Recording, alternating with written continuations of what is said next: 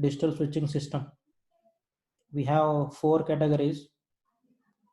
First one is intra LM calls. LM stands for line module. And if you remember, I told about line module in the yesterday's session. Line module is basically a circuitry that is present in the switching system for the maintenance of lines. Basically what it does is it takes care of the lines. And I also told you that for each LM there may be one line assigned, or a single LM can accommodate more than one line. So LM stands for a line module, right? It is basically a circuitry that is used for maintenance of the lines, telephone lines. Similarly, we had something called as TM, if you remember. TM stands for trunk module, right? It does the same function as LM, but for trunk. One more thing that LM does is, LM or a TM does is, it also checks the continuity of the line or the trunk. Continuity means it checks whether the line has failed anywhere in between or the line is intact. Similarly, TM will check whether the trunk is intact, or not, or whether it has been, whether there is any damage in the trunk. So LM and TM have got their own job to do. Now coming back to call processing, I told you that we have four types of calls that usually get processed in the digital switching system. First one is called as intra LM call. Second one is inter LM call. Next one is incoming call. Next one is outgoing call. Now coming to this intra LM call, you know the term intra. Intra means what? In the same LM, or say intra means it will be within the same entity. In this case, if I say intra LM call, it means that both the origination of the call and also terminating of the call is happening within the same LM, right? I hope you are able to understand. Here the call will get originated as well as it will get terminated in the same LM.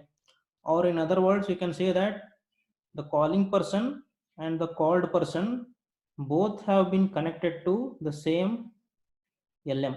What is LM? LM is nothing but a line module, right? If such types of calls are called as intra LM call. Second one, we have inter LM. Inter LM means it is in between two line modules, or in other words, the originating of the call is happening through one LM, whereas the termination of the call is happening through another LM. Or in other words, the calling person belongs to one line module, whereas the called person belongs to another line module. If such is the case, the calls are called as inter LM calls. Inter stands for in between. In this case, the calls that are happening, they are in between two LMs.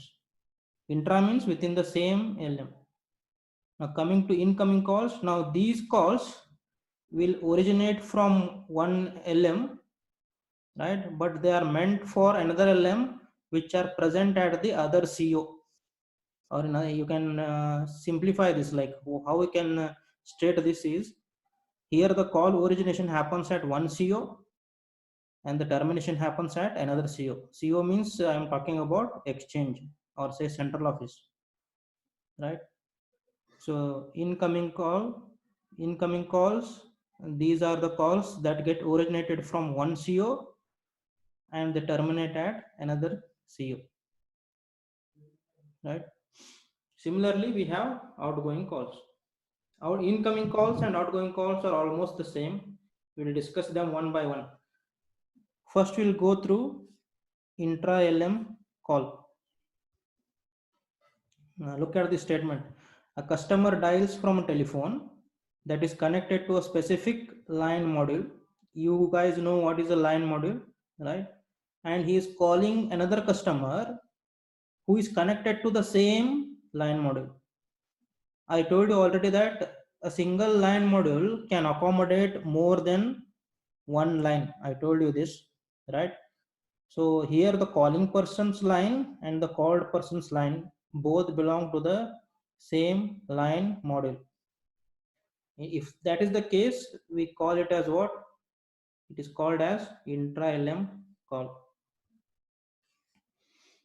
Here what happens, the line origination request or the calling request condition is detected by line module, right? Once it detects the call is meant for which person, or the call is being made for which particular person, what it will do is it will attach service circuits, right? It will attach the service circuits C that we saw in the earlier diagram. We'll see that diagram again, right?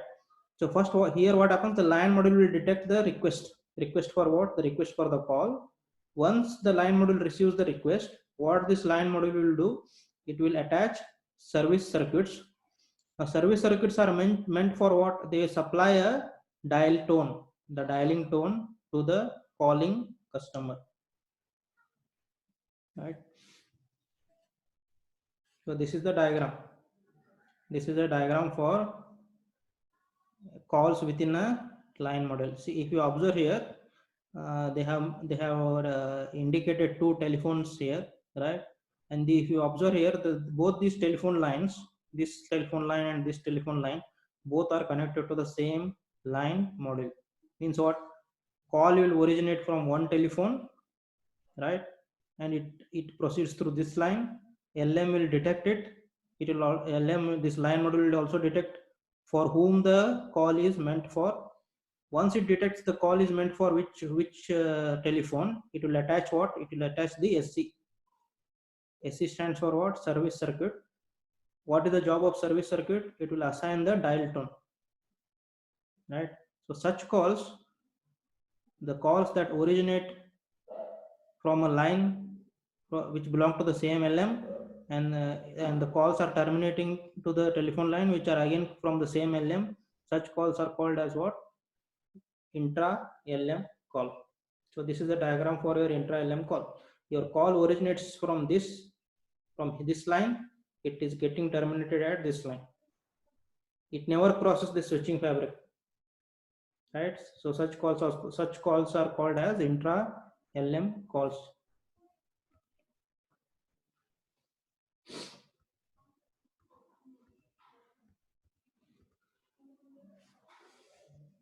Here the line modules request for a path. Of course, the path has to be assigned here, but assigning of the path for the telephone, what is that? Telephone call happens through switching fabric, right?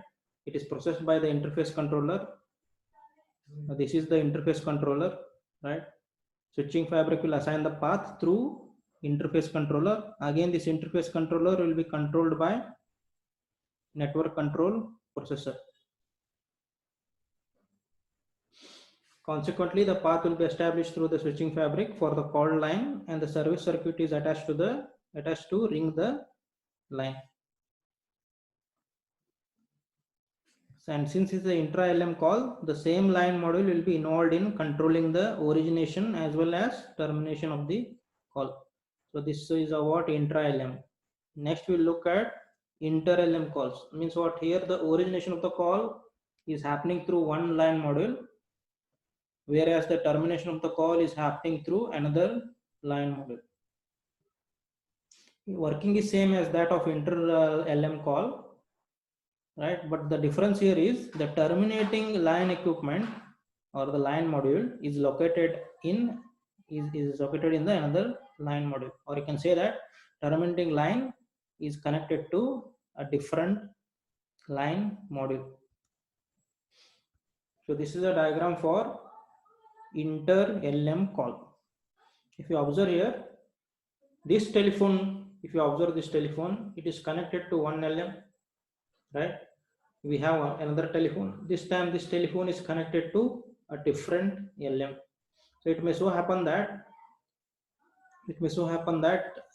assume that call is originating from this telephone line, right? This telephone line is associated with this line module.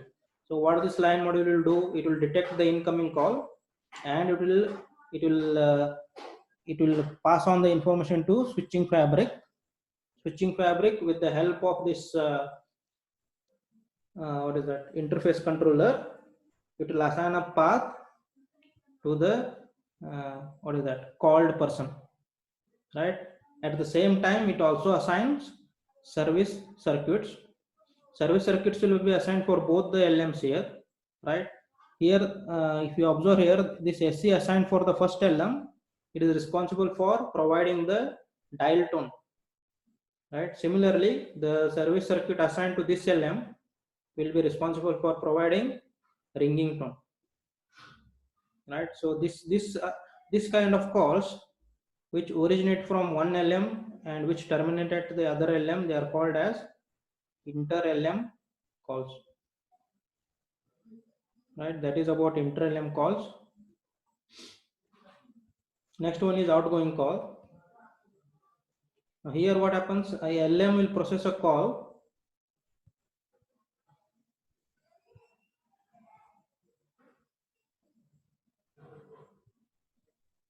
Here what happens, a LM will process a call.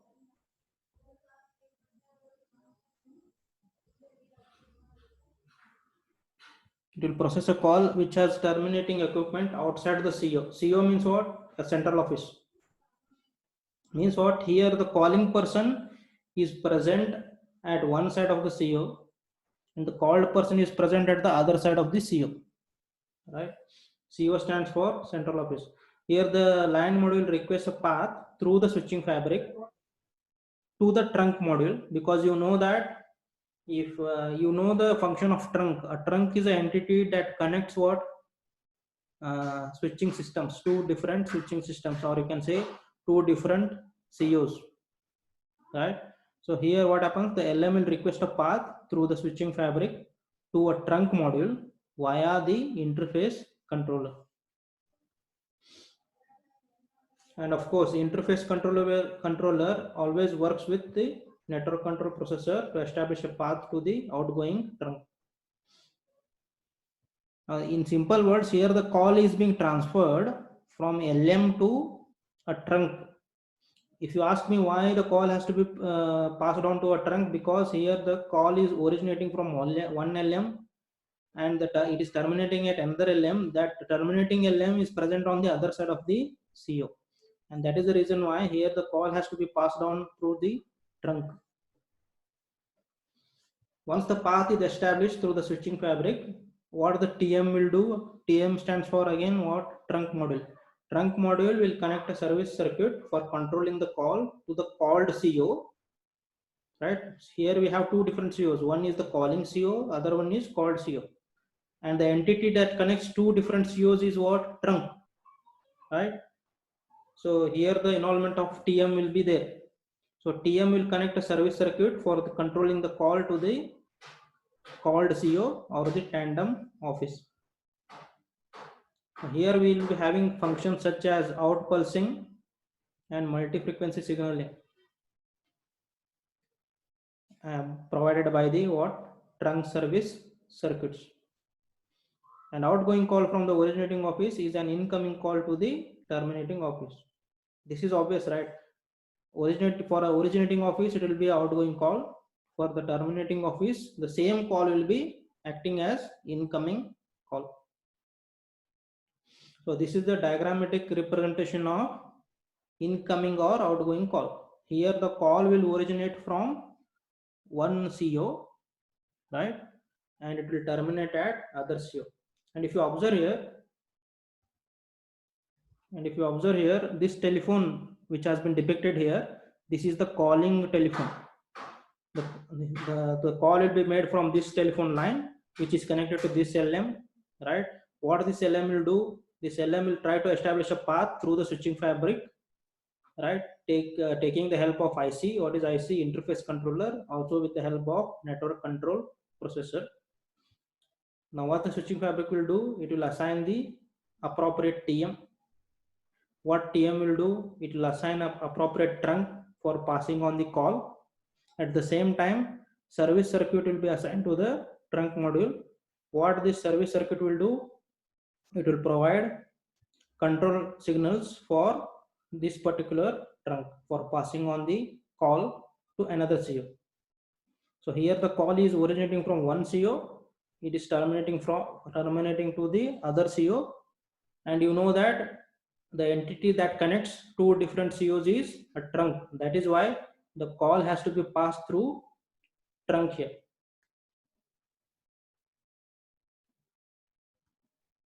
Incoming call is same as the outgoing call, right? Incoming calls, we have to look at it from the receiving end. That is the only difference. What is saying that the TM, the trunk module, detects an incoming call. What it does, it attaches a service circuit to control the call and requests a path through the switching fabric from the interface controller and the network control processor. Now here for incoming call, you have to look at the same diagram, but this time assume that call is coming from this end. I hope you can see my cursor here. For outgoing outgoing call, what we did, we took this as a originating entity, originating point. Call was originating from this particular telephone. For incoming call, sorry, where was I? Yeah, for incoming call, what you take the same diagram, but this time what you do, assume that call is coming from the right side, right? Call is coming from the right side from some other different CO. Of course, it will be coming through what? It will coming through the trunk, and it will be controlled by a particular TM, right? So what he's saying here, the TM will detect an incoming call. That is here, he's talking about this. The TM will detect what? Incoming call. It attaches what? Service circuits to control the call and request a path through the switching fabric from the interface controller and network control processor. Now once the path is found through the switching fabric, of course the call has to be passed through what? Now it has to pass through LM, right?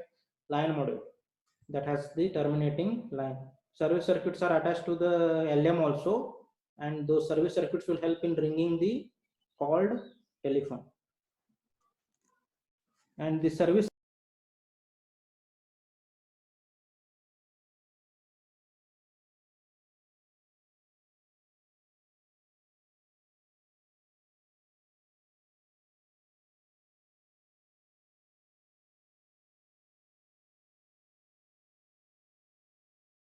with the telecommunications traffic.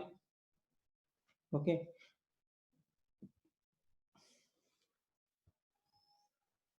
of course, they are looking at one analogy.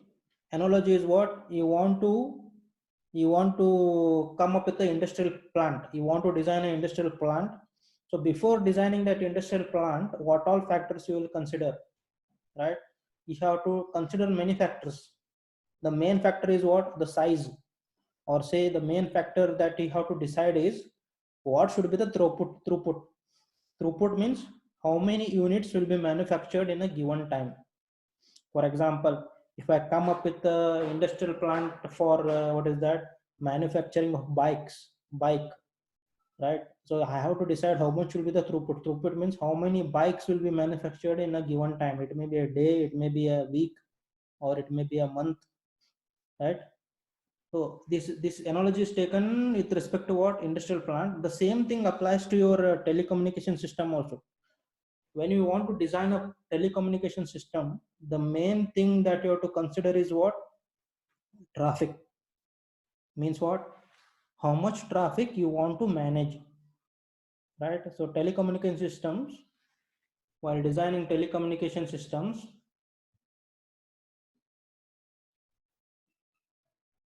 while designing a telecommunication system, we have to consider what? We have to consider what amount of traffic will be managed by that particular telecommunication system. That has to be decided first. Now here he has took an example of oil refinery. If you consider oil refinery, here you should decide how many barrels will be manufactured per day, right? And if you consider a machine shop, it will be what? How many piece parts will be manufactured per day. So in the case of telecommunication system, it will be how much traffic a telecommunication system can handle, right? Now this determines the number of trunks to be provided. Depending upon the traffic, what has to be provided here? If they have to provide number of trunks. If the traffic handled by the telecommunication system is more number of trunks should be provided. Again, here it depends upon many factors. For example, you guys know that Ujre is a very small town, right? So the number of customers will be very less. In that case, the traffic handling requirement will also be less. In that case, number of trunks that should be provided will also be less. But if you consider a city like Bangalore or any metropolitan city, there the amount of traffic that should be handled by the telecommunication system will be more, right? That is why even the number of trunks that have to be provided will be more. It depends upon many factors. Sometimes it will be seasonal also. That we'll discuss it in the coming topics. Now first we'll understand what is a trunk here before proceeding, right? A trunk is an entity that will carry one call.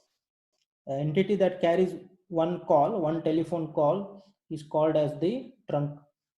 And we are not bothered whether that circuit or the trunk is an international one or a local one.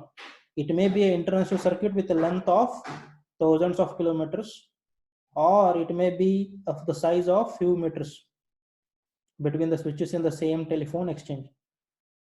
The thing you have to remember is any entity that will carry one telephone call is called as the trunk.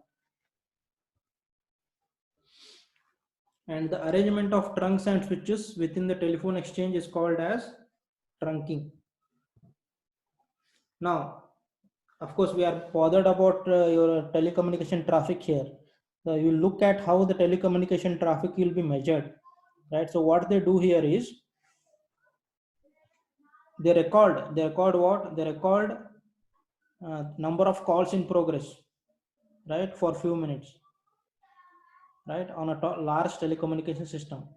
Such as a telephone exchange or a transmission route. They consider one telephone exchange and they monitor how many number of calls are in progress for a given time duration, and they plot the graph. Now that graph appears like this, right? This is the plot of the calls in progress for few minutes for a given exchange, right? So you can observe here how the calls are varying, like how the traffic is varying. Some calls they stay there for long duration. Some calls are what is that? They are staying there at very small duration. So they will get this step wave like a graph. Now what they do next is they smoothen this curve, right? Now here what is saying, the number of calls will vary in a random manner as individual calls begin and end, right? Here the number of calls are varying. Sometimes the number of calls are high, sometimes it is less. If this variation is smoothened out by taking a running average, the number of calls in a progress is found to vary during the day, for example, as shown in the figure. Now this is the same graph that you saw here. The same graph has been smoothened out. So you will get a graph like this. Along x-axis we have time, along y-axis we have number of calls. This is the plot of number of calls against what? The time of the day. And if you observe here, let us analyze this. At 5 o'clock in the morning, you can observe at 5 o'clock in the morning, what has happened? The number of calls are very less, or you can say almost zero. And as we proceed, 6 a.m., 7 a.m., 8 a.m., 9 a.m., what is happening? The number of here what has happened? This is the plot of number of calls against what? The time. If you observe at 5 a.m., the number of calls are very less, almost zero. And as we proceed through the day, what is happening to the number of calls? It is rising. And around in between 10 a.m. and 11 a.m., what has happened? it has got the maximum number of calls. That is why this is termed as what? Busy hour. Busy hour in a telecommunication system is a time duration in which the number of calls happening will be maximum.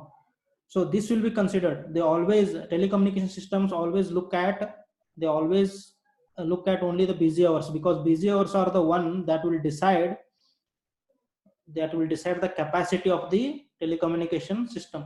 Using the busy hour, they will decide what? They will decide the number of trunks that should be provided.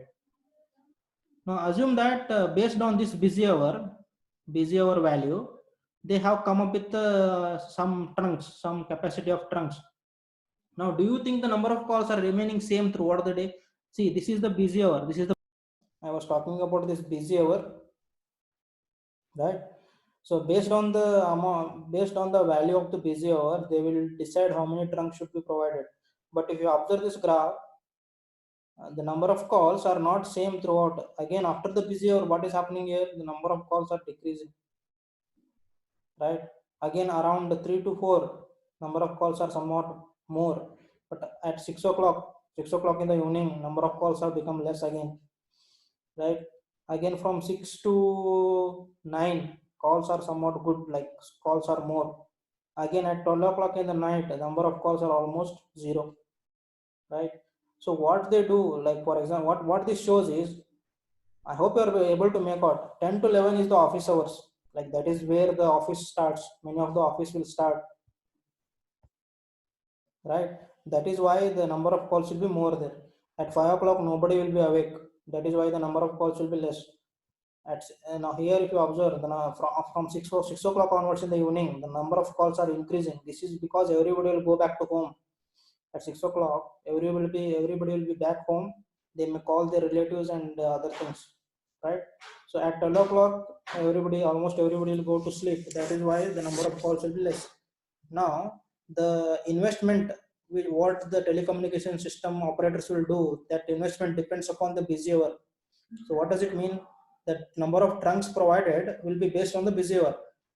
On other times, other timings, other duration, or you can say at other duration of the day, these trunks that are provided will not be utilized to the fullest. They are free. If you observe this graph, you can make out from 12 o'clock till 5 o'clock, there is totally zero traffic, right? That is the reason why, if you observe, many of the telephone operators, they were providing free calls. They provide free calls from midnight till 5, because they know that nobody will call. Getting it? Or you can say that because they know that number of operators say telephone callers are less in number. That is why they provide free calls, because here it is going waste. What is going waste from 12 o'clock in the night to 5 o'clock in the morning? The trunks are not being utilized, right? They are lying their dummy. That is why they provide free calls, most of the telephone operators, right? I hope you understood this. Now this is for a per day. This, whatever variation you are seeing here, it is for one single day. Likewise, if you consider 1 week time, again there also the graph will vary. The graph may be like from Monday to Saturday you will be having more traffic, right? But on Sundays the traffic will be less, because everybody will be enjoying the weekend. They will be at home, right? Similarly, if you consider the same graph for 1 month, again it will vary. Similarly, if you consider it for 1 year, again it will vary seasonally, right? Now this traffic variation also depends upon the area also. It depends upon the day, depends upon a week, it depends upon a year, it also depends upon the geographical area. So based on all this, they come with a conclusion. What conclusion? How many trunks should be provided for managing the traffic? And if they come to know that trunks are free at other times, what they will do, they will reduce the price of the calls, or they may even provide you free calls, right? So that will be the end of the session.